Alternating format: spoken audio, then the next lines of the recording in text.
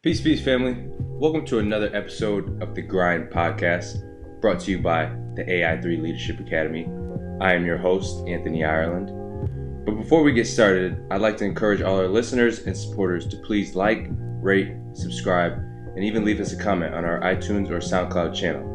Your feedback is greatly appreciated, so feel free to do that. But with that being said, here's our next guest with San Diego State Alum and 7-year pro, Xavier Thames. What's up, everybody? Thanks for tuning in to episode 18 of the Grind Podcast. I have a special guest here, Xavier Thames. We're currently tapping in all the way from Hungary, Kermit, Hungary to be exact. It's kind of crazy that we actually met out here, out of all places.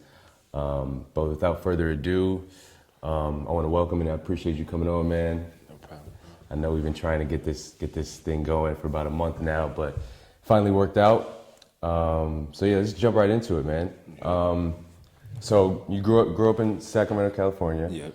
So what was, for the people that don't know about Sac, what was it like growing up there? It's kind of different from LA. Everybody think California is big, like LA and all this Hollywood and this and that. Sacramento is different. It's more laid back, more chill. Kind of close to the Bay Area, from Oakland and San Francisco. So just laid back. A lot of guys play basketball out there, Right. football. I was growing up playing football and basketball. Okay. But, it's just laid back, City of Trees, just laid back. Is that what they call it? Yeah, City of Trees? yeah, they changed it now, but it was called City of Trees. Oh, damn. It's just laid back, you know how Northern Cali is, Right. laid back vibes. So your main outlets was pretty much sports, basketball, and football? Yeah, I grew up, my mom and dad played sports, all my uncles, my aunts played sports, so we a big sports family, so I played basketball growing up, Okay. football growing up. Tried baseball, but that wasn't my thing, but sports was my thing growing up. What was your position for football? Football, when I was little, I played running back, and Okay. then when I got to high school, I played wide receiver. But growing up, everybody in Sacramento knew me for Right. playing football, not basketball. Oh, word? Yeah, Okay. Everybody knew me as a football player. Like guys in the league, this dude named Terrence Mitchell, he plays for the Texans. Like he'll tell you, X was a football player, not a Damn. basketball player. So that was my upbringing coming up. I was a football guy. So when did you stop playing football? It's high school. My Okay. sophomore year, I stopped because I had to get into AAU and Okay, right. different things like that. So I kind of had to pick one. And the summer AAU circuit, I'd rather do that than summer workouts sure. for football. High as sure. hell out there. So Right. Yeah. Oh man, I remember them practices. Football practice, Yeah. hot, bro. Yeah. Hot. So who was the first person to put the ball in your hand or give you the initial inspiration to hoop? probably my dad and mom. But my mom hooped too. But Okay. I think my dad was the one because I used to watch him growing up playing in leagues, rec leagues, adult leagues right. growing up. So I think my dad was the first one to put the rock in my hands. I got a little picture when I was like two years old. Bet. He's on his knees and I'm got the ball in my hand. I'm just smiling next to the hoop behind me. So I think my pops was the one who put the ball in my hands. And you said your mom hooped it as well? Yeah, my mom hooped in high school. She played in high school. I think she went to JC after and played, but she said it was too much, so she had to stop. But she know the game. She's the one that's on me harder than my dad was. So my mom knows what she's talking about too. Nah, for sure. That's dope, man. That's dope. So what was like before you get to high school? What was kind of give us a breakdown of what the competition was like, and also because where I'm from, it's like we're just super guard heavy. We have a lot of guards growing up, so there's not many people that's like 6'7", 6'8". Everybody's like 6'3" and under. Right. So growing up for me, it was like everybody was guards, so you knew who the best guard on the other side of town was. So what was it like in Sac? It was the same thing. It was the same thing in Sac. You got a lot of guards. A whole lot of guards. Nah, it's bigs, but mainly like how you were saying, it's a guards area. Chase Tapley, he went to San Diego State with me. Josiah Turner, he was ranked top 10 in the country.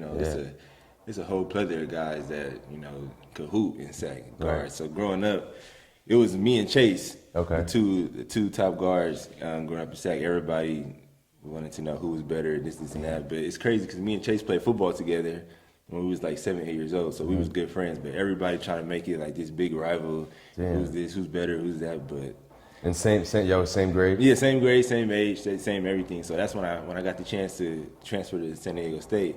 I wanted to go play with Chase because I've been knowing him since I was 7 years old. So he went to state right out of high school? Yeah, he went to state right out of high school. Yeah, right out of high school. Damn. Yeah. And before did you have an offer to state? Yeah, I had. Oh, you I had did? an offer. We'll get into that later, but yeah. Okay. But growing up, before high school, it was me and Chase, the big rival in Sacramento. And Josiah was younger than us, but he always played up. So Right. yeah. Now, who was like? Was there anybody that came like right before you that was good, that went to college or anything like that? There's a lot of guys. I played when I was younger. Like when I was 4th, 5th grade, I played up on my dad's AAU teams. And like, your pops had an AAU team? Yeah, we had an AAU team dope. growing up. Yeah, we had an AAU team growing up. And guys like Nate Garf, he went to UCSB. This dude named Savante Burrell, he played, at Seattle University. But I seen guys growing up my whole life. A dude named Kevin Galloway, he went to Kentucky, high major. So I played against guys like that, growing up. I played up all the time, so I was a little homie back then. But I always played up against those guys. But those guys, they probably don't even know, but they made me who I am today. I think playing against them each and every day, all the tournaments and things like that. So it was guys like that. Yeah, for sure. That was. I mean, it was similar for me, just playing up. But it was also like, and let me know if this is how it was for you too. But I didn't think I was playing up, but I didn't think I was good. Yeah. You know what I'm saying? Because I'm playing up. I'm like 15, playing with under 16, under 17. And against them, I'm barely getting in the game. I'm not doing much. That's the same thing for me. My dad had a team, and I would barely play. And then I would play down with the other team, but most of the time I would play up, and I wouldn't get in the game. Right. But I always knew I could play, though, because I would hold my own. And I've been playing up since I was, like, in 3rd grade. So my dad, he said, you can't be afraid of nobody. You got to play up. Right. Because when you get to your age, you're gonna dominate. Facts. And then it's like, okay, you on the AAU circuit. Right. But then when you go back to the crib, when you go back home and you playing against guys your age, it's different. It's different. It's different. It's the same thing. What was the AAU team called? Vons Valley. That's when I was in like that was 5th, 6th. Yeah, I was young, 5th, 6th grade. So what was the top AAU team that you played for in high school? In high school, that's when I went to Compton Magic. Okay. So when I was in 8th grade, my dad had a team called Spirit in the North with a local team in Sacramento. And we had this little camp in Sacramento, and I don't know if you know Ato. He like runs Adidas, Compton Magic. He's a big guy, Ato. And he was there watching. It was just a little local tournament, and he was there, and he seen me play. And did you know that he was watching, or like? Nah, I didn't know. I mean, I knew, but I didn't know like the magnitude. Because I was only playing in local tournaments. We was going to Vegas and this Seattle, important like that. Nothing like big time like that in 8th grade. But my Coach Denard, he knew Ato, and they had a little showcase in Sacramento, and Ato saw me, went up to my pops and like, I want him to play for my AU team, and that's when it took off. And they were Adidas. Yeah, we was Adidas. Yeah, they're still Adidas right now. So that was like the first time you getting free gear. Yeah, that was the first time I'm flying to practice. And I'm staying with my cousins in LA, going to practice in LA. He getting free gear, free Adidas gear. I'm like, what the hell is this? It was big time. It was big time. It was fun. Yeah, I remember those days. Yeah. Bro. Damn. So what high school did you go to? I went to Pleasant Grove. It was a new school. Private, public? No, it's public school. Public school. I wanted to go to Sac Iowa Chase. Okay. But it's in the hood. My mom wasn't having it. My dad didn't care, but my mom was like, nah, we're not having that. Yeah, I feel that. We're not doing that. So I went to Pleasant Grove. It was a new school, like I said, but did 4 years there. We went to the playoffs twice, but didn't get real far. It was did you play with any other D1, D2 guys? Nobody else on your team was good? Nah, nobody played D1, D2 on my team. Okay. Now, what was the? Because you knew your boy was at the other school. So what was those matchups like when y'all played? We never even played each other in high school. Word? Never played each other in high school. We just played each other growing up the whole time. But high school. Why? Why was it not in the same conference? We're not in the same. They was D3. We were D3. They were D1. So we were in the same conference and everything. We never played each other in no tournaments. So no state chip or anything. No, my brother got the state chip, so he be bragging about that all the time. Word. Nah, for me, I had one my junior year. I got one my junior year. There was a dude who went D1. He went to Duquesne, and he was like, for me, just like my role model. And then my senior year when we came back, we lost in the state chip at the buzzer. But you got a state though. So Yeah. I don't have nothing. I don't got the second round. I never played at Arco Arena. That's where the Kings used to play. Right? Okay. So my brother and Chase, everybody back home just be clowning me because I never got to play at Arco or nothing. So that's where the state chip is? Yeah. Yep. And the playoffs. Playoffs is there, and then the state chip. That's when the LA teams come down to play. Okay. Well, now it's not Arco anymore, but they played at Arco. Okay, bet. Now, what was the, or when did you start getting recruited? Or like, letters in the mail? Letters in the mail probably after my 9th grade. Okay. Yeah. So I was getting letters. Okay. Like, it'd be high major. You know how it is. It'd be high major letters. But you was hyped though. Yeah, I was hyped though. I was like, ooh, I got letters. Ooh. Right. But yeah, that was probably after my 9th grade playing on the circuit. Okay. 9th grade year, and then that's when the letters started coming in. I still got my box. I still got my box. My mom kept the box of all the letters I had, so it was dope. Yeah. Now going in your 10th grade, 11th grade, that's when it started picking up kind of? Yeah, that's when I started focusing on basketball more too. That's when I stopped playing football. Okay. And it was just strictly basketball. My dad would help me work out. I didn't really have no trainer. My dad was my trainer. Okay. We was just all grind. through high school? Yeah, all through high school. My whole life, basically. Word. So we would just grind. In the summertime, we go outside. Like, you know how it is. Back in the day, we would go outside to the park. Yeah. And then we had a gym. We could get in the gym, but we was going to 24-hour fitness. Okay. And I would play at 24-hour fitness against the older dudes with my dad. So what do you think helped out? You being recruited the most, like playing in the AAU circuit, or rather playing in high school? AAU for sure. Because Ato had the connection. Okay, He know all the college coaches. You know how it is when a coach or whoever runs the program knows all the college coaches. So they was coming out seeing us. We was having tournaments in LA, and it'd be like 50, 60 college coaches. Right. And when you go to Vegas, you know how it is. So. Man. AAU, like I always tell Ato, I always thank Ato, because if he didn't see me at that showcase in Sacramento, who knows, what could have happened. Real talk. You know what I'm saying? But yeah, it was AAU mostly, not high school for me. Okay. AAU. So what was when did you commit originally? I committed early, or? Yeah, I committed kind of early. I think it was my junior year. Oh, your junior, damn. No, going into my senior year, but junior year playing on the circuit. That was my last. You play AU 16 or 17. I was already committed. I had committed to Washington State. Okay. I committed to Washington State, and Tony Bennett was the coach. So I was done pretty early. What made you want to? Was that like a family decision, or did you just want to get it over with? Or I always wanted to go to Pac-10. Oh right, okay, bad. Like dudes on my team in 7th, 8th grade, I had Pac-10 or nothing on my little flip phone. Okay, yeah. So it was just Pac-10 or nothing, and that was my goal since I was 5th, 6th grade. I used to watching Arizona play, UW, Brandon Roy, right. Mike Bibby. Yeah. I'm watching all the games every weekend with my pops. It's Pac-10. And then ACC would come on later, but I'm watching Pac-10. I'm like, damn, that's where I want to be at. So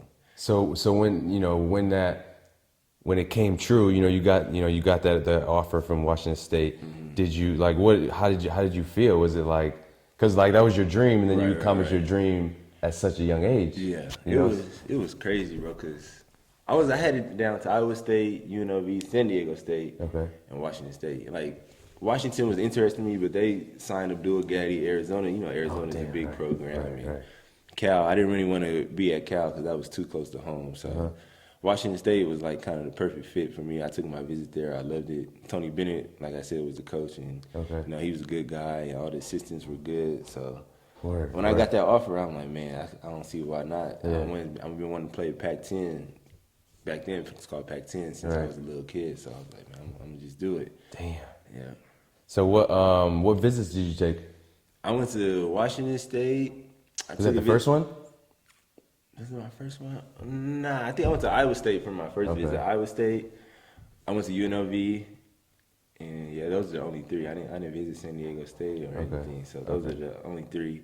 And that's when I took my visit to Washington State. That's when I was like, it's a small town. Right. I don't really care. It's just strictly basketball and college town. So. What's the town called? Pullman, Washington. Okay. Yeah, Pullman, Washington. Okay.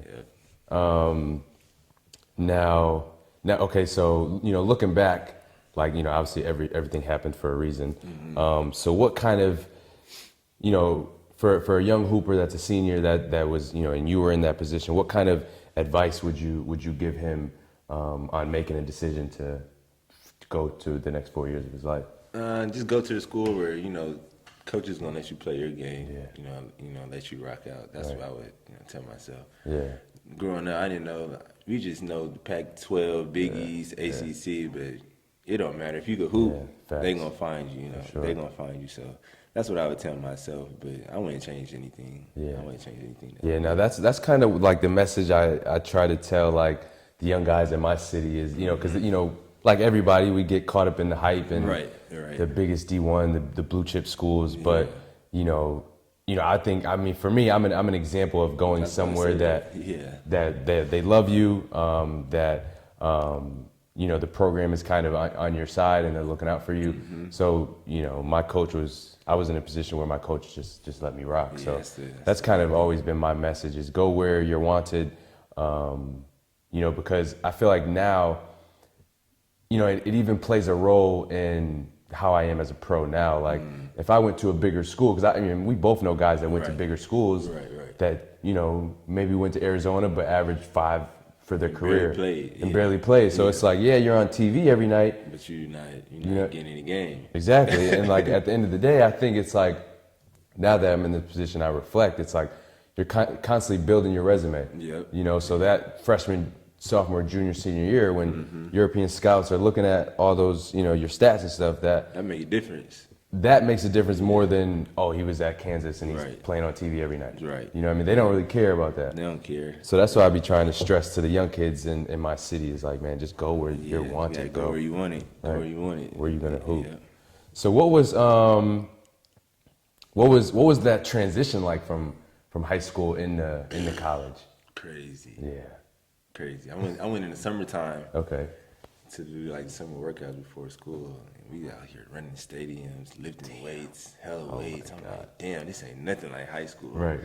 This ain't nothing. But I adjusted though, cause I love the game or whatever. But it was a big adjustment. Going only 18 years old, going there with grown ass men. Right. Real talk. Dudes on the team was 23, 22. Yeah. I'm like, damn, these grown. Yeah. They really grown out here, but. And it's like the first time you away from. Yeah, it's my first time away from from my family. First time away, so it was hard at first, but I had like good freshman class. Brock Modem, he played EuroLeague and everything. My boy Reggie Moore, we was all cool. Yeah. And then I had a female friend, Kiki Moore. She's from San Francisco, the Bay Area. So we all was like all the freshman class. We was all pretty tight. So it was cool. But at first, it was it was tough being away from your family. Did Reggie Moore come in with you? Me and Reg came in. Yeah. Oh, me and Reg came in. Yeah. That's a crazy backcourt right there. Yeah. Shout out to Sky Blue, my boy Reg. Definitely. One of my best friends, bro. His name is Tim Diedrich. He went to school. He's from Washington. Went to school with me at LMU.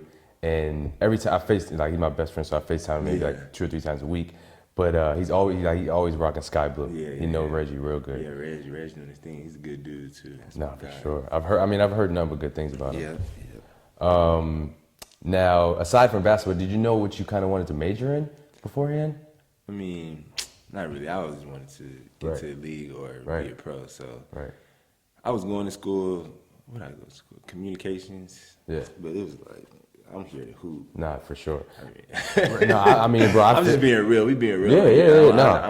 I'm going to hoop. That's everything that gives you a degree. My dad wanted me to get my degree and all that. Right. But he knew like the ultimate goal is to be a pro. Right. So.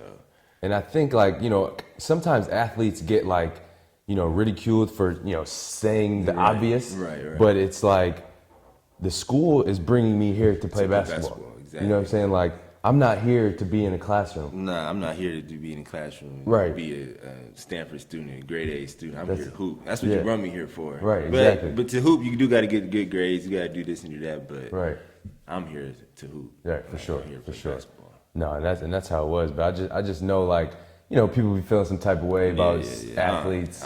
We grown now, so I'm about to say what I No, I feel you. we not in NCAA no more. Right. And even like. Now that they're, coming out with rules where, the kids they're getting, payments or their kids are getting meal plans. Right. I feel like I knew what I know now back then. Yeah. And I knew the system was rigged. Right. So it was just like. Yeah, man. People wearing our jerseys all around. We're not getting especially at state. Oh my God. I couldn't. Oh my! So they was like selling your stuff all in there. Yeah, it's the number. They don't have your name on it, but Right. you know whose But jersey it is. for sure. Bro, yeah. The same thing with Clay when I was at Washington State. You see a bunch of number 11s Right. roughing around campus. You know it's for Clay at Washington State. For sure. So So you played for your first year. first year, yeah. Okay. That, what happened was Tony Bennett took the Virginia job when I had signed. He called and told me. So it was kind of too late. No, I could have got out of it, but it was already summertime when he took the job. So I'm like, man, I'm about to just stick it out. And the new coach came in, you know, brought his guys in or whatever. That was that. But yeah, Coach Bennett had left. That's when he went to the Virginia job, and I just decided to stay and stay at Washington State. So Clay was there. Yeah, Clay. That was Clay's sophomore year. Sophomore, okay. Clay sophomore. And he left after his junior year. Yeah, he left what? after his junior year. Okay. Yeah, but he was still how he is today. So did you play with him? Mm-hmm. I played with Clay. Yeah. Okay, damn. I played with Clay. Yeah. So what was like?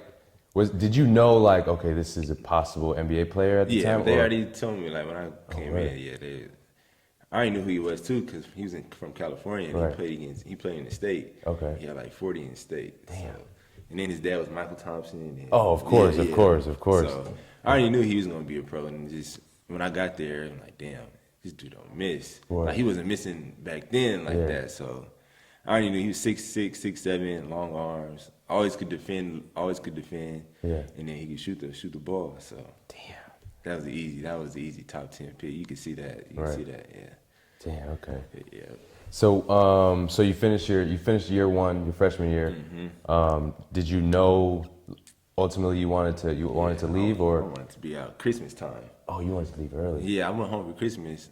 I ain't tell no. I mean, my family know this, like my brother, my mom, my dad. But I didn't want to go back. Right.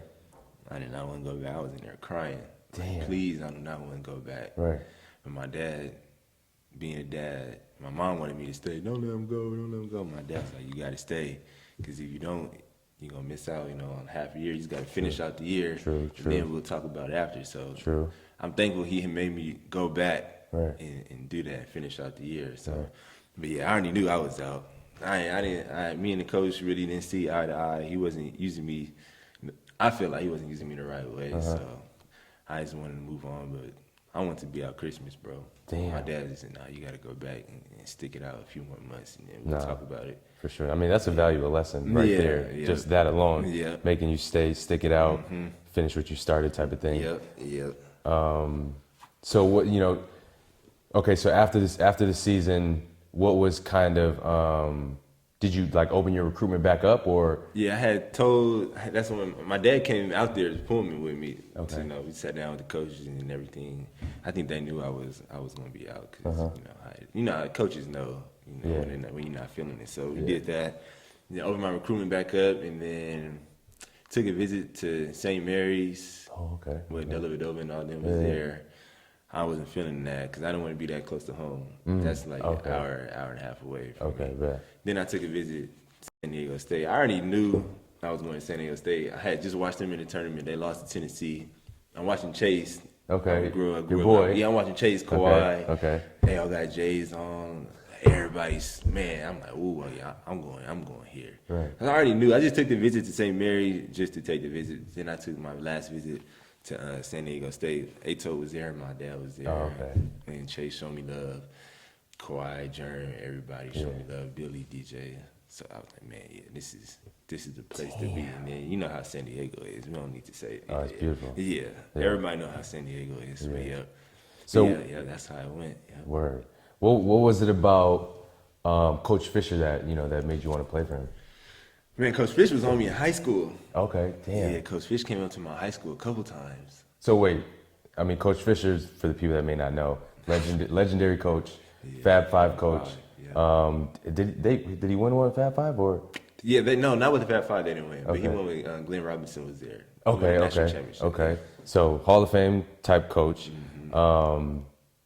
So he started recruiting you in high school? Yeah, he was recruiting me in high school. He was at State? He was at State, yeah. Okay. Him and Coach Hutt recruited me hard, but Coach Fish came up to my high school a couple of times and really wanted me. So he's just honest, man. Like, probably one of the best coach I ever had.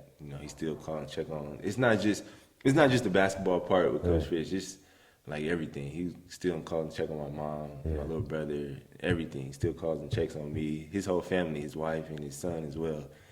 It's just like, I knew I was good there with Coach Fish. Not saying I already had a father, but for people who don't have a father, he's kind of like a father figure for people like that. He's always going to look out for you no matter what, if it's school, basketball, family situations, or anything. And like, he still calls players to this day. Like, he still calls players to this day. So that was one of my main reasons why, like, okay, I can see this dude is legit. Like, and your pops felt good about it? Yeah, my dad felt good about it too. So okay. So yeah, and of course the Fat Five and everything like that. But once you really get there and see how he really acts with his players, it's like I see why he got so much success. Right.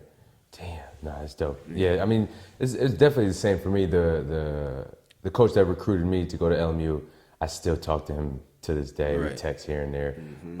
So it's definitely bigger than, it's one of those bigger than basketball moments. Sure,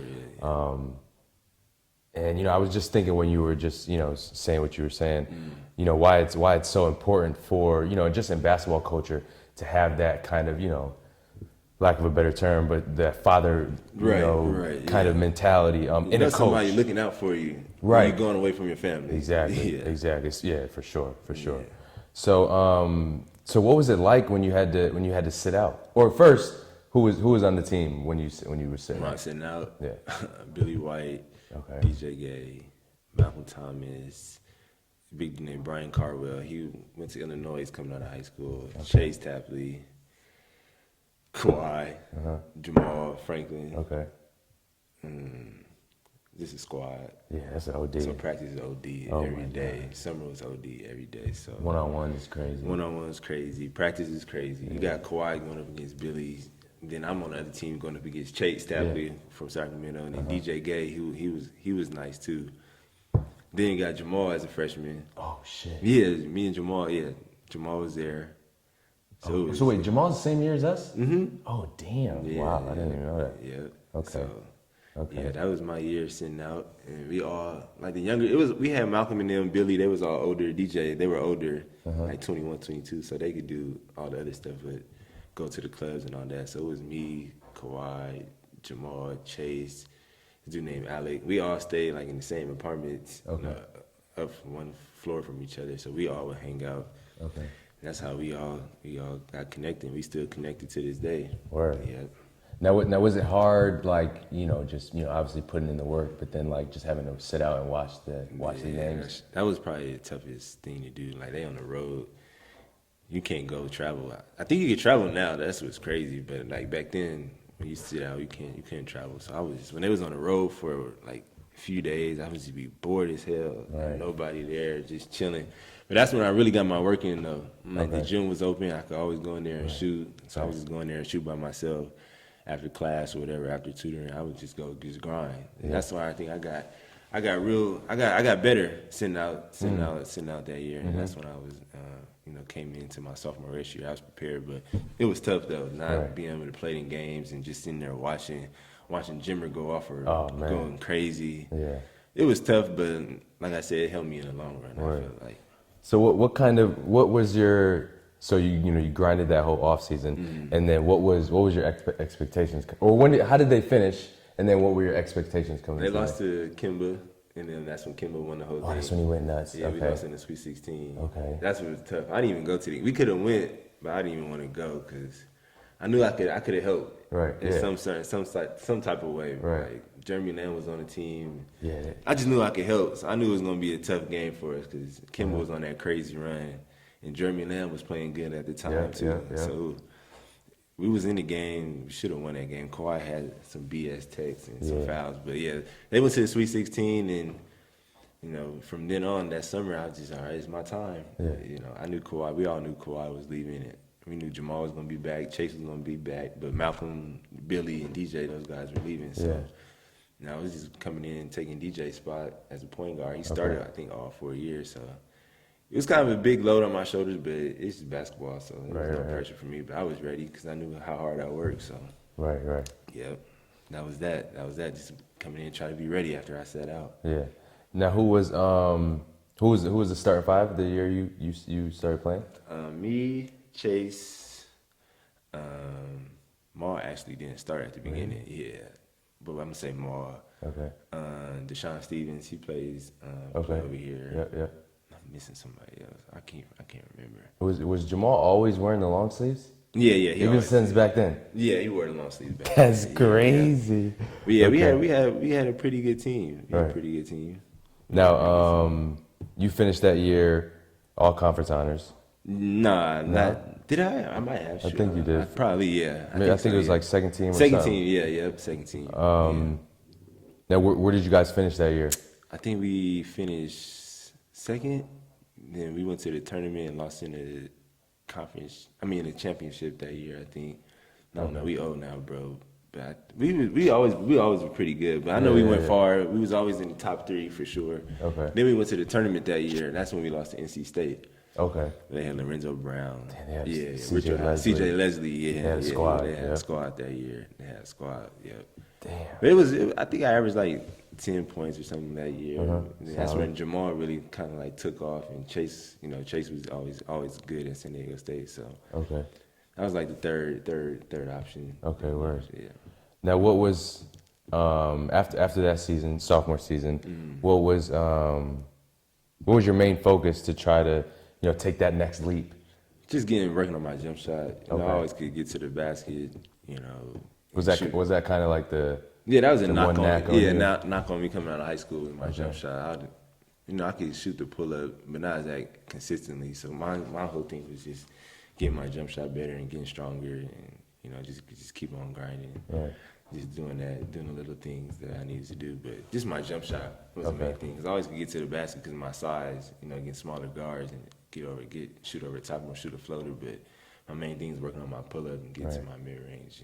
Now who kind of like, because I feel like with each program there's always like those guys who kind of lay down the blueprint of working hard or whatever, or it's the coach. Was it when you came in, or your freshman or your sophomore junior year, was it kind of the coach pushing everybody to work hard, or was it already known like we're gonna put this work in? No, it was already known from the older guys. You come in here, you gotta work. Yeah. You got Kawhi there. Right. Like, so So you seen him work out? I seen him. Like that was some different shit. They talk about Kobe and Mike and shit like that. That's probably one of the closest things I've probably seen. Right. I never seen Kobe and Mike, but I seen Kawhi, how he grinded, and all that shit you see on the internet and everything. That shit is true. Right. Like going to the gym with the lights off, with a lamp on, and all that. Damn. Going to class, straight to the gym after practice, 2 hours. Go get some food, and back again at night. Like everything you see online, that shit is real. It's no make believe. It's no fluke. It's no gas. Damn. That's on the internet. Like, So he was really grinding. He really. It was different between. I thought I was working hard. Right. Like, when you see this dude, I got there in the summertime. My first time. Okay. I got there in the summertime. I went to go shoot. I'm doing my little 2 a days. But every time I'm in there, he's in there. Yeah. And then he's still in there at 10 o'clock, 11 o'clock at night. I'm like, this dude different. I call my dad like, this dude different.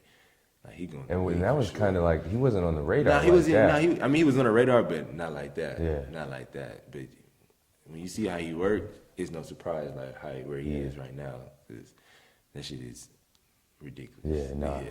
I mean, and even as long as he's been in the NBA, he's added something to his game. Yeah, every single year. Crazy. Every single year. So so your junior season, you guys win the Mountain West. We won the Mountain West. Who'd you guys beat? We New Mexico. New Mexico. Okay. It was always New Mexico, UNLV, and us. Okay. Top 3. Okay. Colorado State was pretty good. Was Siakam? No. No. He wasn't there. No. He was in New Mexico State. Okay, right. New Mexico was Kendall Marshall and those guys. Oh, right. Yeah. Damn. Yeah. Alex Kirk and Barstow. Yeah. Yeah. Okay, and then how far did you guys get in the tournament? We lost the Cinderella story, Florida Gulf Coast. What? Yeah, we played Oklahoma in the first game. Everybody thought we was gonna lose. That's when they had Buddy Hield and everybody. Okay. Buddy Hield was on that team. We kind of smacked them. And then we watching Georgetown and Florida Gulf Coast. We thought we were about to play Georgetown. They had Otto Porter, Markel Starks, I think it was the point guard. So we like, okay, we ready for Georgetown. It's Big East, blah, blah, blah. We about to show these East Coast. You from the East Coast, so you know how it is. That's how it be. So we getting ready to play Georgetown and Florida Gulf Coast. on them. So we like, oh, we playing Florida Gulf Coast. We got an easy Sweet 16. Right. And you know how it is in a tournament.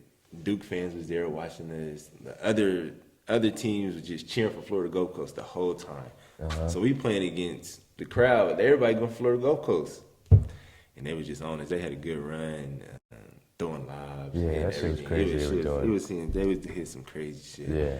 Then we playing in the Sixers arena. It's like 20,000 going crazy in there. 25,000 going crazy for them in there. So it's just, you know how March Madness is. It was just their time. Yeah, that's what we lost to in the tournament that year. Okay. Yeah. Okay. Now going into your senior year, what was going on in your mind? Did you think you had a shot at the league, or was it? Or any, did you have any? I mean, obviously that's the goal. You know what I'm saying? But was there any whispers or rumors? No, it was nothing like that. My first year, my sophomore year, I hurt my knee. Okay. Then my junior year, the year we lost to Florida Gulf Coast, I had a bad back. I had a slip disc. So my first 2 years, I wasn't healthy. So my main thing coming into my last senior year, I was like, okay, I just got to get right. I just got to get healthy. Get my body right. Stay in the weight room, do different things like that, just to be right for my last year, because I don't want to have no nagging injuries like I had the first 2 years. Right. So my main thing was just being healthy, and I just put in the work all summer. I wrote down, goals that I wanted to do, and then that was that. But it was no league, no NBA. Nobody knew who I was. It was nothing like that. Like Jamal, my first 2 years, it was Chase and Jamal. So I'm taking the back seat. So Okay. coming in my senior year, they're gone. Jamal went to the league. He entered the draft and got drafted. And Chase, that was Chase last year. And I was the only guy kind of that played a lot that was returning. Okay. So in my mind, I'm like, all right, it's my time now. Yeah. It's Kawhi's time. It's Jamal's time, Chase's time. So now it's my time. Yeah. So that's how I looked at it. For me, for myself. And then, obviously the winning part helps. So. Right, of course. Now, who was, what were the other guards that kind of caught your eye throughout the whole NCAA? That year, yeah. I knew who you was. Okay. Going into my senior, I think you left 2013 though, huh? Or you leave? No, you was 2014, huh? Yeah. So Yeah. I knew who you was. He was on the West Coast. Obviously Shabazz, Marcus Smart, DeAndre Kane, Russ Smith. DeAndre Kane, yeah. Spencer Dinwiddie, he was on, and then Booker, Ski Booker, Colorado. Yeah, and all those guys, I knew who everybody was. Yeah, I watched basketball a lot, so I knew who everybody was. Right. Pangos, I think Pangos was at, Pangos was at Gonzaga. Yeah. The whole, our class is tough. Tough, bro. Yeah, tough. So bro. I knew all the guards, coming out that year. Who would you say was the top guard that you played against in college? Or the toughest matchup? Or maybe the biggest, whatever. Biggest name, toughest matchup? Who did we play? I mean, our league was pretty tough. We had Kendall Marshall. Oh, right. I mean, not Marshall, Kendall Williams, my bad. Kendall Williams. He's from Cali. Okay. Yeah, he was big time. He got NBA workouts. And this dude named Derek Marks, he was at Boise State. Oh, he was nice? Yeah, he was nice. Okay. He was nice. Then that's when Jahi was at Arizona State. We were supposed to play them, but we didn't play them. Right. He was killing. Yeah, he was killing that year. But as far as, I didn't really match up to anybody till like pre-draft.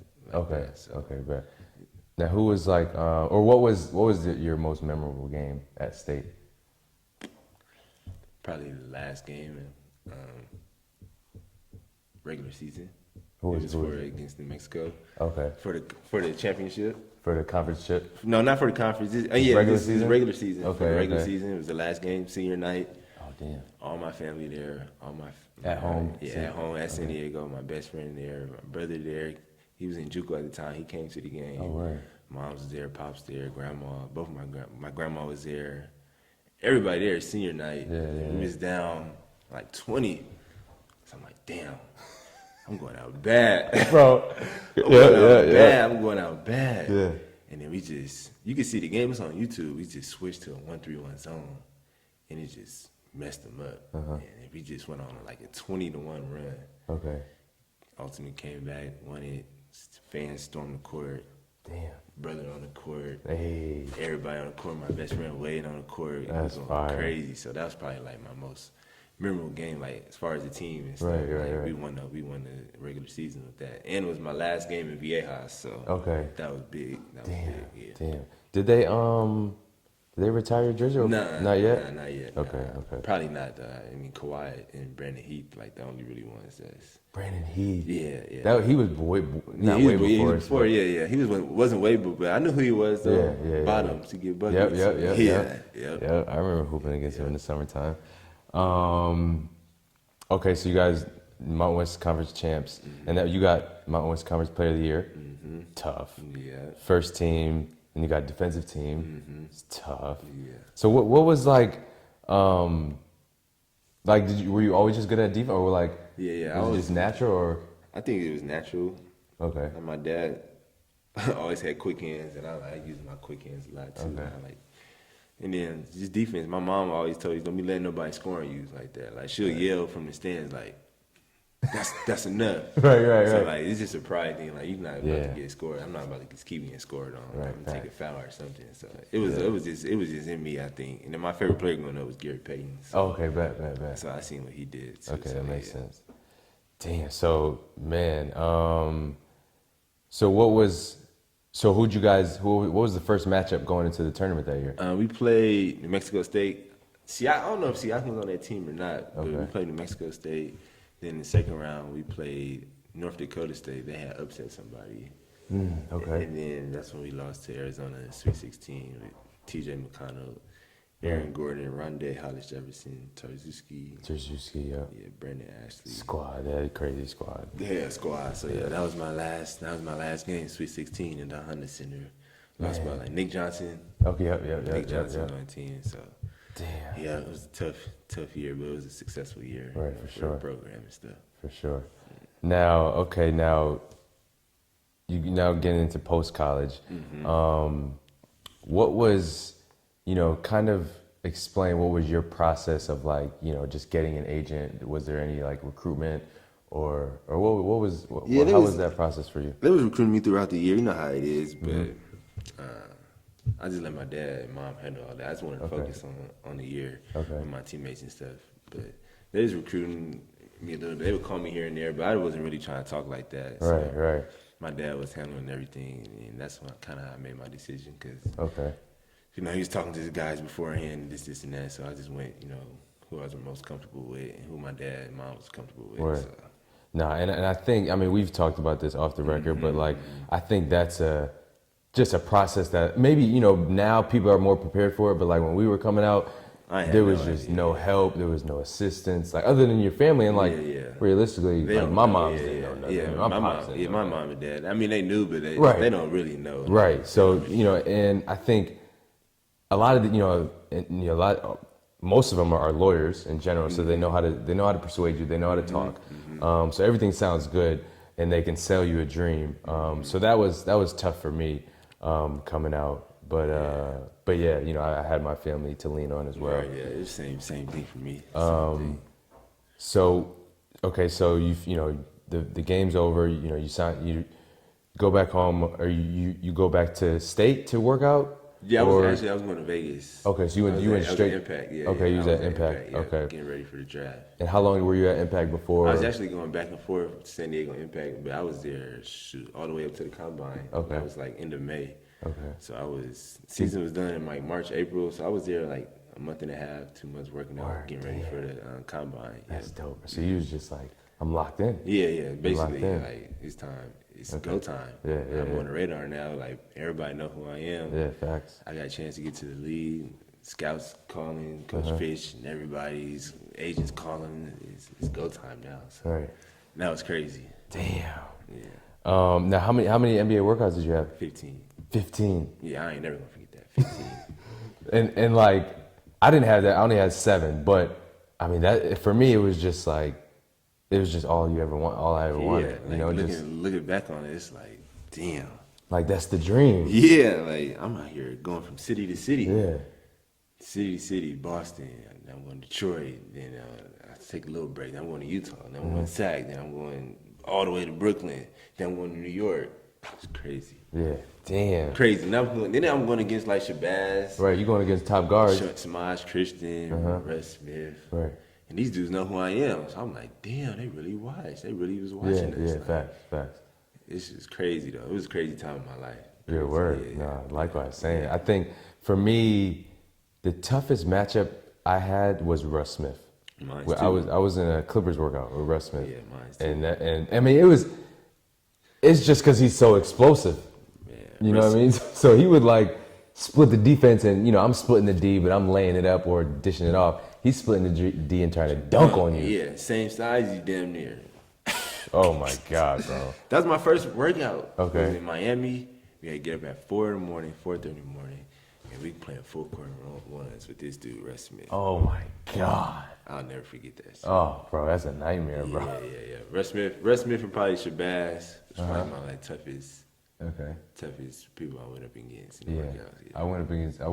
I was going up against Shabazz in the Lakers workout, and then I went up against Exum, Dante Exum. Okay. I went up against Exum in another, I think it was Houston workout or something like that. Yeah, those, and then Tyler Ennis was tough too.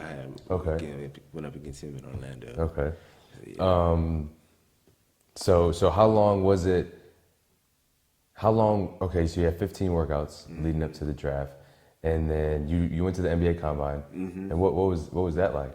Combine is before the workouts. Before the workouts. Okay. Okay. So yeah, that's when I met everybody, and that's when I really knew everybody knew who he was. Okay. Like Russ Smith and DeAndre Kane. Yeah. Like all these dudes knew who San Diego State was. Word. Like they knew who I was. Julius Randle was there. Everybody was there. Okay. That was crazy, just seeing all those guys that watch on TV. Right, facts. You don't think they know who you are because we San Diego State, we on the West Coast. These dudes don't know, but they really knew who he was. And then having the meetings with Phil Jackson, interviews with different legends like that, that was crazy. That was crazy too. Nah, man, it's a dream come true. Yeah. Okay, so draft night comes. What's kind of like? I'm sure it's just crazy emotions. Yeah. But like, what's kind of just paint the picture of what's the setup like? Where are you? Who are you with? I was at home. My mom, my dad, brother, all my family and friends had like a little draft party because I was told that I was going between like 40 to 60, like second round. So I knew first round I was out. So okay. Once second round came, all my family and friends started showing up and everybody eating, everybody sitting down watching. And you hella nervous. Yeah, I'm nervous. I'm nervous as hell, sweating.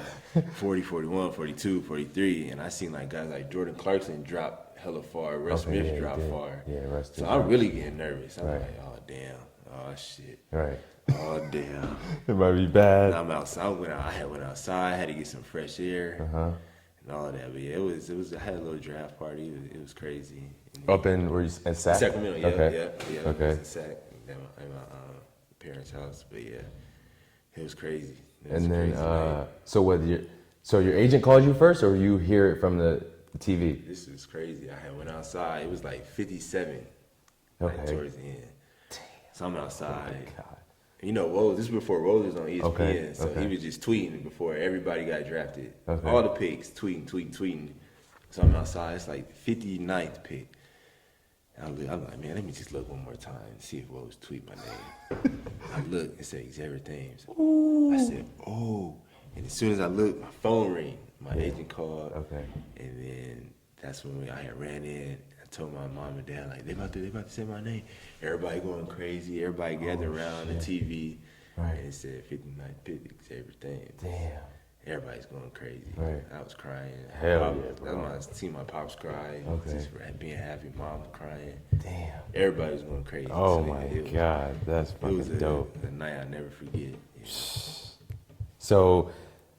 So then, wait, but Toronto draft, or what happened?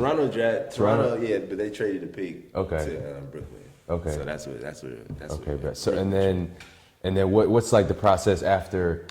Shoot, straight to Summer League. Or like you get on the phone with? Yeah, I got on the phone with the GM, Billy King, and all that. Okay. And it was straight to Summer League. Did you fly out to Brooklyn or? Nah, I flew straight to Orlando. We had practice in Orlando. That's when the Orlando Summer League. Yeah. Straight to Orlando, we had workouts, and then straight to Summer League. Like it was a week later after that. So damn, should be happening quick. Yeah, quick like that. quick. Now, who was just throw out a couple names. Who was on the team with you? In the summer league? Yeah, in the summer league. Markel Brown got drafted too. Okay. Corey Jefferson got drafted. Jorge Gutierrez was on the team. Yeah. Who else was on it? That was some of the main guys that was on the team. Okay. And then that's when Jason Kidd was the coach, but then he took the Bucks job. Okay.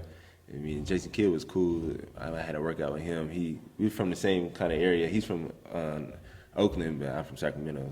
So we was in NorCal, so he knew who I was and everything. So that was cool. But then he was gone. He was gone. Yeah, he was gone. So what was it like to, because summer league's like, your first real NBA experience, and it really feels like you're in the league. Yeah. So what was, was it kind of just easy to adjust to, or like? Hell no, that shit was not easy. No. That shit was fast as hell. Yeah, it was, for sure. Especially being a point guard. Yeah. You don't know how fast the game is. Especially the shot clock was 35 when we was in school. True, yep, that's true. You hold the ball for a long ass time. Now you 2 plays. Now you 24. You gotta push, pace. All they talk about is pace. Yeah. Pace. I'm like, damn, this shit is crazy. Yeah. This is crazy. So it's just totally different game. Yeah, totally different game. Right. Totally different game. So Right. yeah, that was the biggest adjustment from being a pro. Yeah, Shoot. I didn't even think about that, but yeah, you're right. Yeah. You're right, for sure. Yeah. For sure. Yeah. Now, what did it? How did it feel to get that first little bit of bread? Oh, it was, it was crazy. I remember 'Cause we got the summer league break. You know, yeah. That's what I'm saying. That's that's a lot. Yeah, it's a lot. Coming from college, Man, I was so hyped. I first signed off mine, bro. I got the little envelope. It was thick. I'm like, oh my god. Well, I ain't really do nothing with it. No, me neither. But I'm like, this is real now. I had the money on the thing. I'm showing my boys. Like, ooh, Right. Look at this. Yeah. All hundreds and stuff. But that was crazy. That was crazy.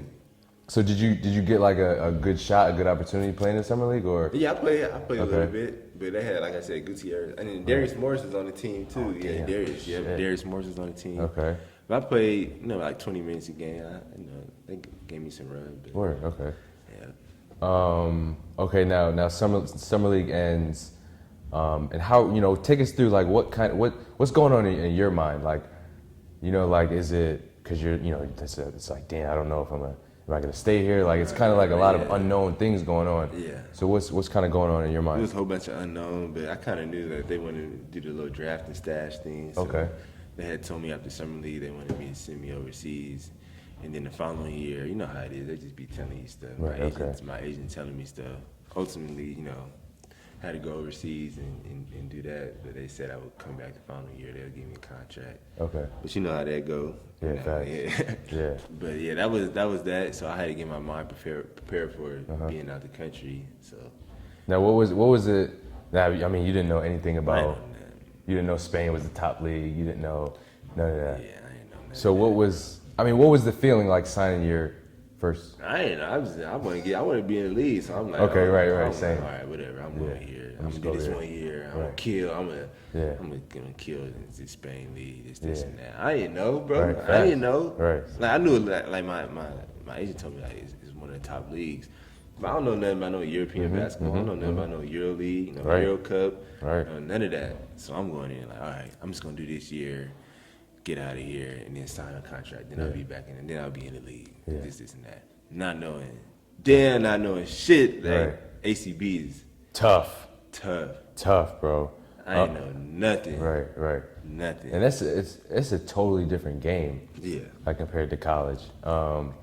So what was like obviously being away from your family, but like what was how was that transition just in Europe, coming to Europe in general? Culture shock. Word. Like, everything is different. Cars different. Roads different. Right. People don't speak no English. Right. Like literally, you have to because every little thing is different. Yeah. Especially your first year coming over here, Yeah, it's just facts. like this is crazy. Yeah. I had to call my cousin he stayed with me. Oh, word. Yeah, I couldn't do it. Okay. I was out there by myself.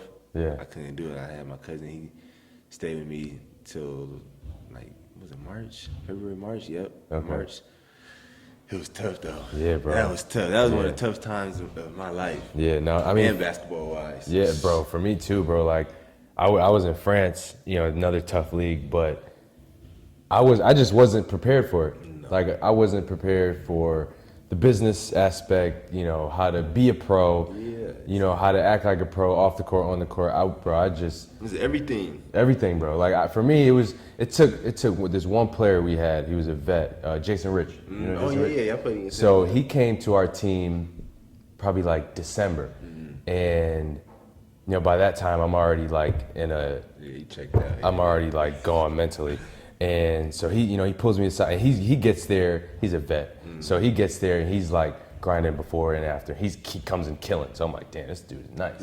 So he pulls me aside before practice. He's like, hey bro, why don't you think like, do you think you've been getting better since you've been here? I'm like, nah, bro, I feel like I've gotten worse. And he's just like, so why is that? What do you think it is? I'm like, I don't know, bro. And I'm just trying to think of college, and like the way college was for me, it was like, I needed someone to get on me to kind of like push those buttons. I'm like, coach isn't really getting on me like that. Like I need him to get better. He's like, nah, bro, you're a pro. Like this is for you, bro. This is how you eat. So you got to take this shit serious. Right. And I didn't understand that. And then it took that, and then another time for me almost getting cut to realize like, oh shit, like it's real. Yeah. It's real. It's like, cutthroat over here. I could go home quickly. So I mean, just for the people who are listening, it's not all fancy. Nah, you talking about you going across some waters? Yeah. It's not. Yeah, it's cutthroat over here, bro. Yeah. That's another part. That's another thing you could discuss later on down the road when you're done. Right. About these overseas stuff. Yeah, for sure. Because we won't go into everything, but there's so many levels to it. Yeah. That affects you mentally. Yeah. You know what I mean? It's different. It's tough. And it's not for, like, everybody's not built for it. Like a lot of people who, like we were talking earlier, you may have gone to UConn or Kansas or whatever, but like, come over here, they don't care about none of that. Right. And it's kind of tough to adjust because, like, say a guy goes to Kentucky, everything is handed to him. Yeah. You come over here, bro, you're just a regular person. Just a regular dude. Nobody know you on the street. Yeah. Everybody looking at you like. Right, especially if you're not speaking the language. Like, what you doing here? Right, exactly. So like, what was? Who would you say your toughest matchup was during that first year? Shoot, we was playing against Rodriguez and all them. Oh, Sergio Yule, all them. Yeah. Oh my God. Playing Valencia. Yeah. But my toughest matchup probably was playing. It's crazy. I played better in Euro Cup than I did at ACB. But my toughest matchup was probably Trey Simmons. Trey Simmons. He went to UW, legend. Where? From Seattle. Yeah. Trey Simmons. That was probably my toughest matchup. He was at team he was in Nürnberg. Okay. He was in Czech, and that was probably my toughest matchup. Like 6'4", 6'5", dribble, handle, shoot, everything. Yeah. So, and I had a good game that game, so he like came up to me like, you're a rookie, and showed me respect, showed me love, and he knew Reg. Okay. So I told him I knew Reg. He's like, showed me love. And Word. I still talk to him to this day, but that was probably my toughest matchup. Yeah. No, I mean, I think it's dope, like, because I feel like all Americans, we all just automatically show that kind of love because we know kind of what you're going through. Right. So I think that, that kind of overseas fraternity to say is cool, when you meet up against guys. Yeah. So what was your best game as a rookie? Was the one probably against them. Okay. Probably against them because I didn't play that much in the ACB, but Euro Cup I actually played pretty good amount of minutes. So that's probably my best game. I had like 18 that game. So, yeah. Now, was there a game where you was like, okay, now I kind of figured it out, or that was probably the Euro Cup games were easier than the ACB games to me. Okay. Like, that's when I kind of like started figuring out, where I could score, where I could get, where I could get to, where I could, get my shots at, things like that. So. Okay. But ACB was just different, bro. ACB is just different. It's just tough. For sure. Tough, yeah. Now, would you sign a 1-year deal or 2-year deal? 1-year deal. Yeah, okay. I had left Spain like in March and then finished it out in G League. Okay, right. Last month. Fort Wayne. Yeah, Fort Wayne. Fort Wayne. Finished out the last month there. Now, once you left Spain, now what did you automatically know? Like you was going right into that D League situation? Yeah, I knew because that's when Brooklyn was owned Brooklyn owned Fort Wayne. So I went to Fort Wayne, and then after that, Fort Wayne, we had. So what was your mindset like going into that now? Like going to just to get better, really. Okay. The Brooklyn management was telling me just to get better, and then I would be in Brooklyn for the summer, and then hopefully everything works out and get a contract from there. But just to get better, I played with C.J. Fair and Jordan Crawford. We went to the finals and did pretty good. We did solid. Okay, word. We lost in the finals, but I got to play with guys like that. Damn. It's like CJ, like one of my good friends. CJ Fair? Yeah, CJ. I played against CJ in prep school. Yeah. I think he went to Brewster, I think? Brewster, yeah. CJ is my guy, Brewster. so that was that. Mm-hmm. So what was, just kind of give us a little bit of like just the mentality of people in the D League, G League in general. Like what is, like you always hear like everybody's just trying to go somewhere else eventually. So everybody's just me kind of. That's kind of how it is. Okay. It's total opposite of overseas. Where the overseas team game, you win, everybody love you, but in D League, it's just you. Yeah. You gotta look out for yourself. Yeah. And me still being fresh out of school, I'm thinking this is like college. Yeah. Like, we gotta win. We is a team. Right. Nah, you a pro now. Right. Everybody looking out for themselves. Everybody trying to eat. Exactly. So it took me 2 years to figure it out. Like, all right, it's on you. Right. It's not no team. It ain't no rah college bullshit no more. Ain't no family. Ain't no love. It's you. It's really you. It's either you gonna eat or you're not gonna eat. Yeah. But that's how really the G League is. Like, it's about yourself. Right. You gotta look out for yourself. No, that's real. Because I mean, even for me, bro, it took me to get the hang of overseas basketball. It was like, I'd say 2 years, bro. Yeah. Because I had that bad, not bad, but my first year in France. Mm-hmm. Then I went to Greece, and then after that, it clicked. I had a good year in Poland. Mm-hmm. It clicked. I'm like, okay, this is not like you're being selfish, but like you gotta look out for yourself. You gotta do what you gotta do. What you gotta do. Yeah, man. Yeah, it took me a while to realize that though. Yeah. Okay, so then you play summer league again. I played summer league again.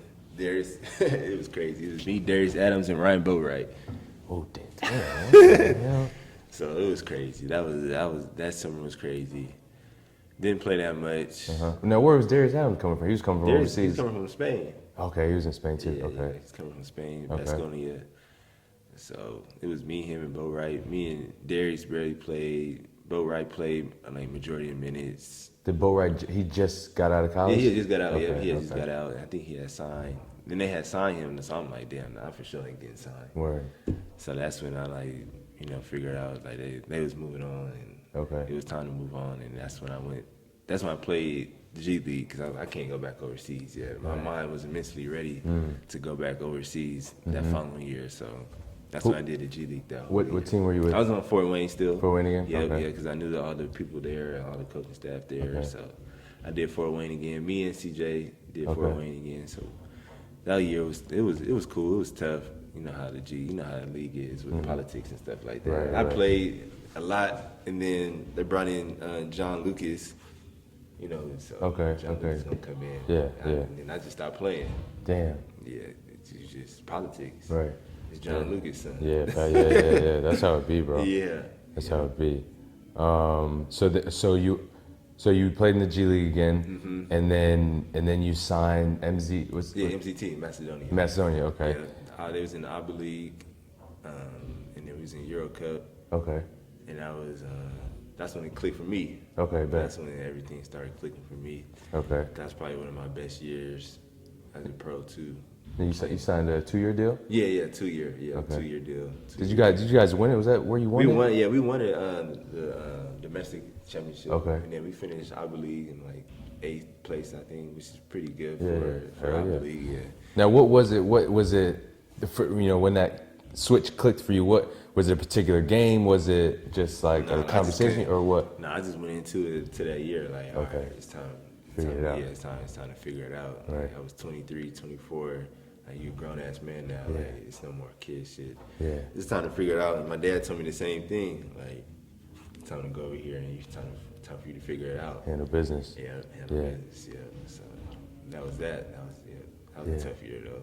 Yeah, and I think basketball, helps us out so much in just normal life because, situations like that, where your back is against the wall and you're facing adversity and you still like, nah, I still got to do this. Like, I still got to push through it. You know, ain't no giving up. Like, this is my life. Exactly. You know, so. Because I got to the point where I'm like, damn, do I really want to do this? Right. And my dad's like, what you going to do? You want to work a 9 to 5? Right, yeah. So I'm like, nah, I ain't trying. You want to coach already? I'm like, nah, not yet. Yeah. So you just got to push it. You got to push through. Yeah. Push through. And, you know, everybody have ups and downs and shit like that. You just got to just stay with it. Yeah. Nah, like sure. Nip say, don't quit. Just can't quit. Yeah. You never know what can happen. Nah, yeah. Yeah. And that's one thing that I learned going through that adversity for me, as well as like another advice that my boy Jason gave me was just I can remember he was on a long bus ride and he was just like, never get too high, never get too low. Yeah. You know, and I'm just like, damn, that makes a lot of sense. So even when I have a game where I score 20 points and we win, it's like just be thankful, but this is normal. Like, you know, just take it for what it is, because you know, maybe in 5 games you might lay an egg. Exactly. You know what I'm saying? So just never get too high, never get too low. But you only stayed in Macedonia for 1 year. Because the team in Israel, they had bought out my second year. Yeah. Okay. So you going to Israel? Israel. Israel. Right. So before we get into basketball, just because a lot of people have like this, you know, misconception that Israel is just terrible and there's just bombs flying everywhere and all that, you know. But like, what is Israel? You was in Tel Aviv, or what was it? It was in Herzliya, but it was like 15 minutes away from Tel Aviv. And I get there. Everybody like, be safe over there. You know how it is. You know everybody back at home don't know. Be safe over there. You know, it's crazy over there. Right. All right. Y'all say that about everywhere overseas, and it's nothing like that. It's nothing like that over here in Europe. But Israel, when I get there at night, it's like 70 degrees. It's nighttime, so it's like 70. I'm like, okay, this is nice. Then the next day, the sunlight come up. And I see all the water, all the beaches and everything. I'm like, yo, this is live right here. It's probably the closest thing to home. Right. Because a lot of people speak English out there. Yeah. It's like... And they love Americans. Yeah, they love Americans out there. Right. So it was dope. It was dope, bro. It was close. It was like California. Yeah, that's how I tell everybody. It's similar to LA. That's how I thought of it as. Yep. Like California. Now, what was the Israeli league like? Up and down. Okay. Totally different from Alba League and Balkan basketball. Okay. Just up and down, just flying, running and gunning. Right. So that was adjustment too, coming from Macedonia and playing against teams from Serbia and Croatia. You know how it is. Yeah. Pounding out foul. You know how it is rough and tough over here. And then going over there is up and down league. So it was fun though. It was fun. It just didn't work out with the team there, and then that's when I went to Greece after my next team. Yeah. Now, what other players in the league at that time in the Israeli league? Pierre Jackson was on Tel Aviv. DeAndre Kane. They had a squad. Yeah, they had a squad. Crazy. Yeah, Alex Tyson on them. That's crazy. I think it was Pargo. No, Curtis Geralds was in the league at the time with Jerusalem. Jerome Dyson. Tu Holloway was on alone. Glenn Rice Jr. Yeah. Okay. So yeah, Israel league is tough though. Yeah, no, it is. It's a legit. They get that. They get, you know, just like the people don't like that league because it's style. It's style. But it's like there's hoopers playing. It's hoopers in that league for sure. So was that your first time playing? No, was that your first time playing internationally outside of? No, because I played in Macedonia. Nah, because my first year I played Euro Cup, and then Macedonia I played Euro Cup, and then I was in Israel played FIBA Euro Cup. Okay. So that's why I've been to a whole lot of countries. Yeah, I've seen a lot of stuff. Nah, that shit's dope. From my first year. Yeah. Now, so do you finish out the year in Israel? No, I finished out in Greece. Then you go to Greece. You go straight to Greece. You don't come home. You don't. No, I went straight to Greece. Okay. Yeah, straight to Greece. Now, how did that? You know, how did you guys part ways? What was? They had brought somebody else in. Like they wanted another veteran. Okay. A veteran guard. So he had got in. I was still there practicing. You know how overseas is. Cutthroat. It's crazy. Hell yeah. You know how it is. So that was that, and then he ended up leaving. They wanted me back, but I was already in Greece already. So now and then you go to Greece, and then the style of basketball is totally different again. Totally different again. Now, what was we know the powerhouse teams in Greece, Olympiacos, Panathinaikos, and you had one of your better games against Olympiacos or? Yeah, I had a good game against Olympiacos, and then we played Lavrio. That was a good team too. Okay. Yeah. Okay. I had like 24 against Olympiacos. Yeah. It was any game, but you know how it is. Second half, they just turned up. Yeah. It's nothing you can do. Now, what was because I mean, you know, we've talked before, and both, you know, my experience in Greece and your experience was both. I mean, for me, it was a life learning lesson, but it was it was tough. It was one of my lowest points of my life when I was in Greece, and I actually, you know, I guess you could say quit the team, but I just left during the middle of the year just because it just wasn't. Yeah, you don't get paid. Yeah. You're staying in a hotel. Yeah, right. We had the same situation. We staying in a bad hotel. Hotel. Bad Wi-Fi don't work. Right. You know how it is over here. We don't have Wi-Fi. Man, No bro. Wi-Fi. You had to go downstairs for the Wi-Fi. Yeah, go in the lobby for the Wi-Fi. Yeah, not getting paid for 2-3 months. Bro, That's why overseas is tough. Yeah. It's not sweet over here. Bro. It's really a grind. But yeah, Greece was tough. Yeah, for sure. Everybody that go to Greece, if you're not on one of the top clubs, you know how Greece is. Yeah, no, for sure. And I remember, like you said, we wasn't getting paid. We were getting paid, but we couldn't take our money out the ATM. It was like, what is going on here? We wasn't even getting paid. We was just playing. Man. To the point where I was like, I'm not practicing no more. I was just playing the game. Word. Yeah. I'm not. And the coach, what can the coach say? I mean, he's not getting paid either. I'm not about to come and practice and you're not paying me. I'll play the games though. Right. So, damn. yeah. Now at this time, are you still with the same agent? Are you still? No, that's when I had hired a different agent. Okay, you went with somebody else. Yeah, Okay. yeah. Okay. After that experience, yeah. Now, how did you guys finish up in Greece? I think we got regulated, bro. Oh, damn, word. Yeah, we did too. We did too. We went back down. We went back down. They don't have no team no more. Because they owe so much. They owe so much money to people in around the city and stuff. They don't have a team. Yeah, it was crazy. Greece was quite an experience. Yeah. Nah, for me too, man. It was.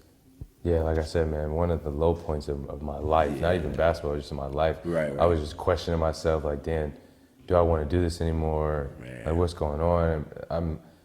This isn't what I planned. Yeah, you away from family and everything, going through all that. It's crazy. And then the other thing is like, you know, your family, your friends, they think everything is good. You know what I'm saying? So you kind of got to be like, yeah, I'm straight. Like, yeah, I'm cool. But I'm not. Nah, yeah. You know what I'm saying? Like, I'm sick right now, but right. they won't really understand because they just think you're playing ball. Yeah, they don't really know what the ins and out of it is. No, it's tough. Yeah. It's tough. So they get regulated. Mm-hmm. That's crazy. We had this similar experience. Yeah. So then that off season, what's your off seasons consist of? But that off season I went to summer league in New Zealand. Okay. And then I did that, and then that's when I got married. Yeah. Okay, so you went straight from Greece to New Zealand. Yeah. Damn. Yeah, I didn't get a break that whole year. Damn. Now, what? Now that summer league lets you get into Australian league or what? Yeah, you can. That's what Torrey Craig did. Okay. He played in that league. Yeah. But okay. I went to New Zealand that summer league just to play. Now you played with unless I read it wrong, Winston was with you? Winston. Me and Winston was on the same team. Okay. Yeah, me and Winston was on the same team. It was only 3 months. You know, like I said, I was getting married that year, so I wanted to, I had to make up some bread from the Greece. Yeah, from the Greece situation too. So that was that. But that was New Zealand was probably one of my favorite places to be. Yeah. Okay. It's dope out there. I mean, they speak English and English, everything. Okay. It's laid back. People walking around with no shoes on. Word. Yeah, like that. It's laid back out there. Yeah. Now, what was it like? Because you're probably 14, 15 hours ahead of. Yeah, whole day. That's the only hard part. It wasn't that hard though, cause when it was ahead. So like. You was like a whole day ahead. Yeah, it was a whole day ahead basically. Okay, so in the morning time, my family would still be up. It was actually easier than being over here in Europe. Okay. Because Europe over here is 9 for me, and over there it was like 16, 17. Oh, okay. So it wasn't that bad. They was going to sleep when I was up. Okay, bet. And then when I was up, they was ones getting up. So it wasn't that bad. Okay, that's not bad. Yeah. Okay, so is your soon-to-be wife with you in New Zealand or no? Yeah, we had got married and we went back to New Zealand to finish the season, and then that's when she stayed with me. Okay. Stayed with me. Yep. Okay, finish out the year. Yep. Okay, and then that was only 3 month deal, summer thing. Okay, bet. And then do you go home? Then I went home. Okay. Then I went home, chill for a little bit, and then that's when I came here to Kermit. Kermit. Yeah. Damn. So this is your first time in the Hungarian League? Mm-hmm. Okay. Now what was, just, after, you have a couple years under your belt, you got some face adversity. Mm-hmm.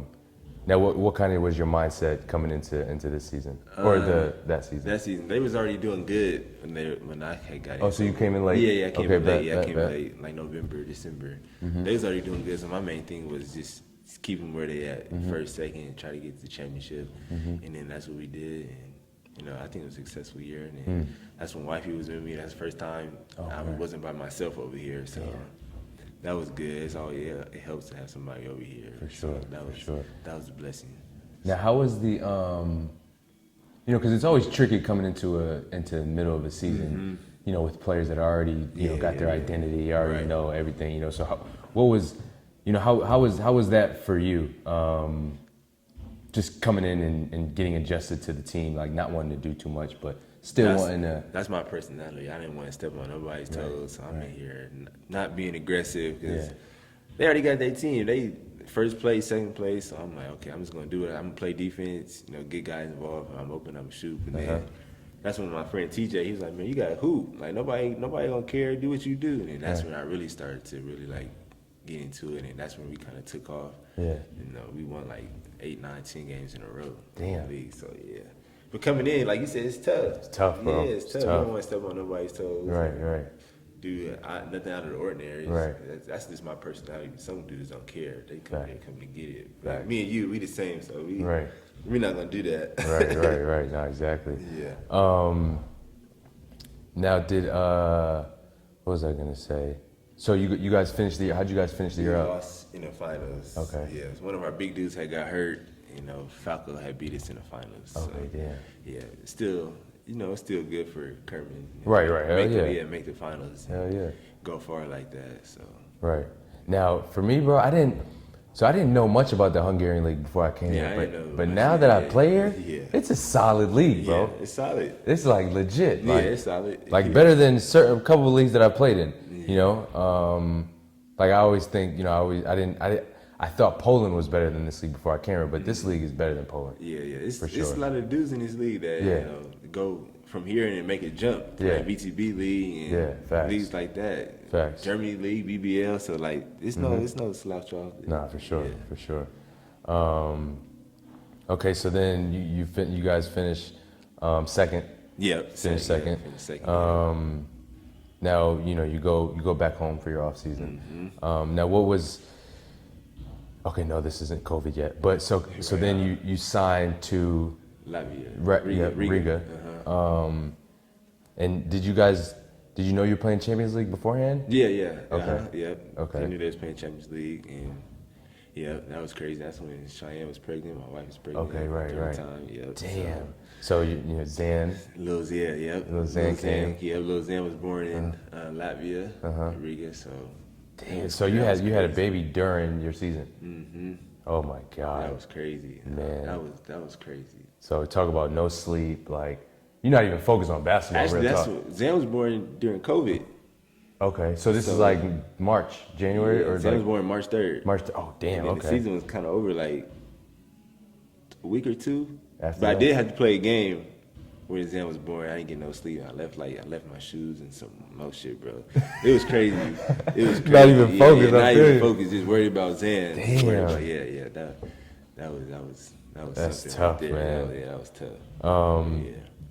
Now, rewind back a little bit. Mm-hmm. Now, what was how'd you guys finish in Champions? Did you guys advance or? Nah, we didn't advance. No? Nah, hell no. Okay.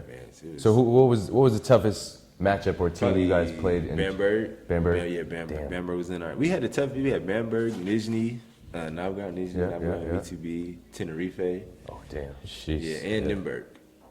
Oh, in Nymburk. Okay, yeah, we had the toughest group by far. We had the toughest group. Okay. That was. I didn't play it. It was crazy. I didn't play everything except Euro League. Okay, word. I played FIBA Euro Cup twice, and then I got to play Champions League last year. So word. It was an experience, Hell to play in Champions League. It's different than Euro Cup. Yeah.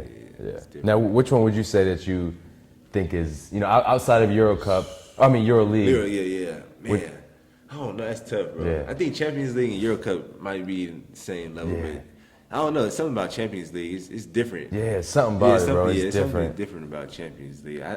If I had to pick, I'd probably say Champions League. Yeah, me too. I'd say Champions League. So what, now I want to just touch on Zan a little bit more. What was those moments, leading up to him being born, for you? Like, what was, you're not really focused on the season. This is like, your child that we're talking about. Right. So what was, were you nervous? And you're in a different country. You're not even in the States. He was in a different country. Some of the doctors don't speak English. Some of them speak English. So it was tough. And I'm sure Cheyenne is like nervous. Actually, she wasn't as nervous as I was. Okay. I had to keep it calm. I was nervous, actually, but I didn't want to let her see that I was nervous. But it was an experience, going to the doctors. We had to have a certain doctor all the time that spoke English. And then when Zan was born, the doctor that gave birth, helped Cheyenne give birth, she didn't speak English that good. Oh my God. So it was an experience, bro. But so Zan's born March 3rd, and then the season ends about 2 weeks. 2 weeks, yeah. And then how long do you guys stay? Man, we had to, because he couldn't fly. Right. Cheyenne had a C-section, so she couldn't. So she had to get surgery. Right. So she couldn't move. She couldn't move like that. Right. She couldn't move and couldn't fly. So we had to wait like a few weeks. Like right when he could fly, that's when we was able to fly, and that's when like the embassy in Riga told us like you need to go before everything gets shut down before COVID. Yeah, before it get worse. And so we had to travel with Lil Zan at damn near a month. Wow. And we didn't know it's our first baby. Everybody looking at us like, what this baby doing? Like on this plane. Right. What you talking about? He good. But now knowing like that was crazy. That was tough. Yeah, bro. Newborn. He's a newborn. Flying. Oh, and he didn't have no passport, right? I mean, we had to get an emergency passport. Okay. That's I never even heard of that. Yeah, emergency passport. Had to get a picture taken like that. Like, everything like that. We had to leave like that. Pack his stuff. I had to drive to Estonia because the borders. We couldn't fly from Riga, so I had to drive to Estonia to fly back home. Okay. 5 hours.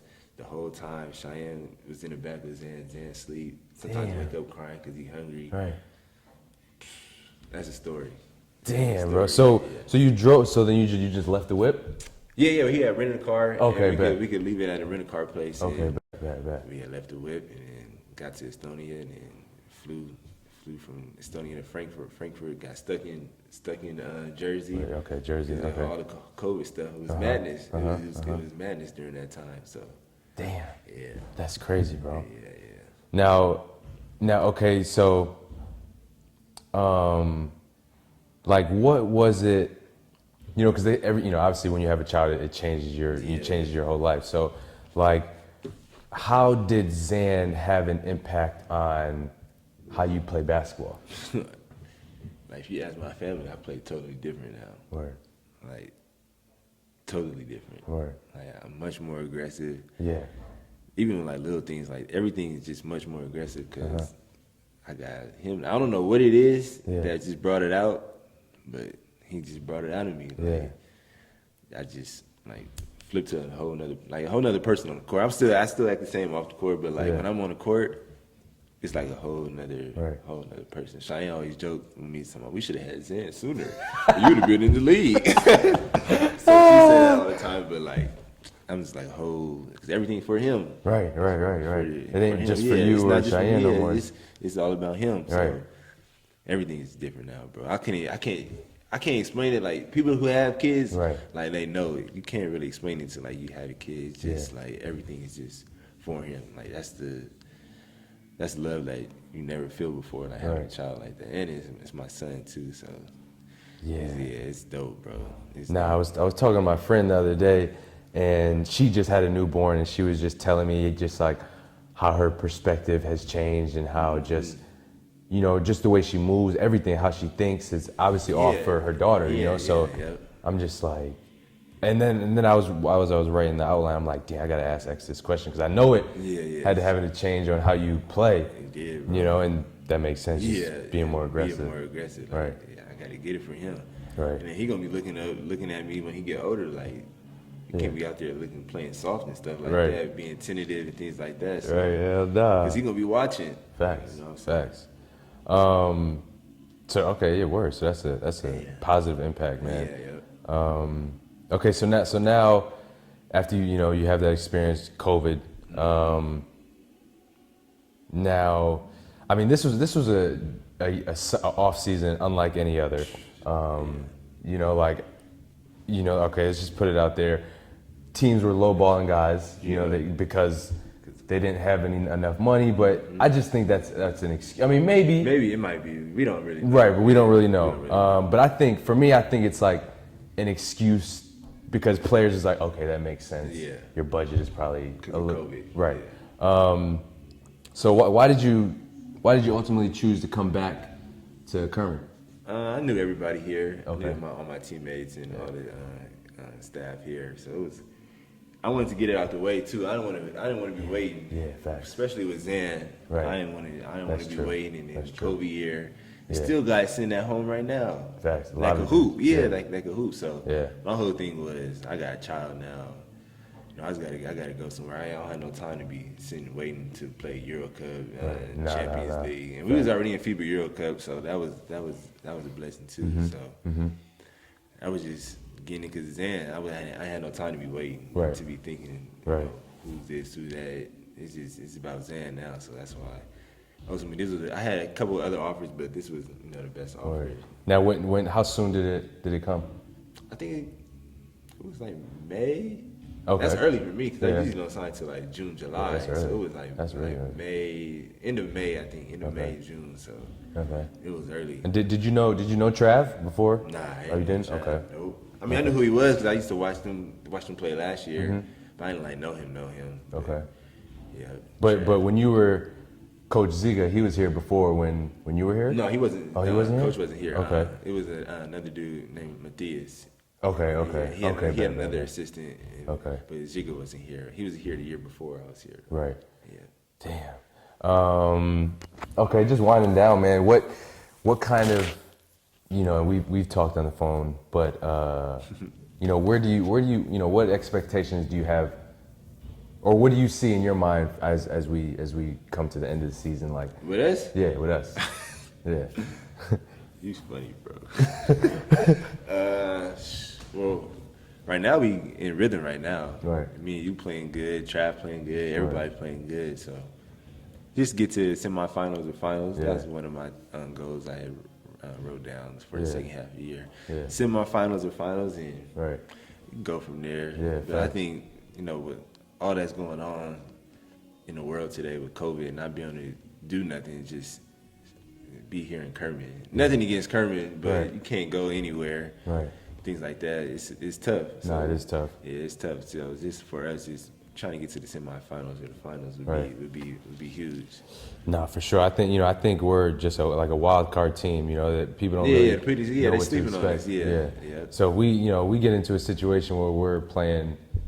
Solnok and it's tied 1-1. Right. Or whatever 2-2. It's like I like our chances. I like our chances. So okay, yeah, man. Just a few final questions.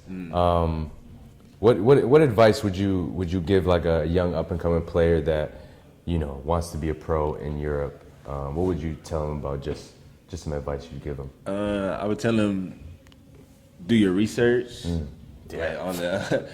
on the different leagues. Yeah. Ask if you got somebody that played overseas, Yeah. call them, ask them questions.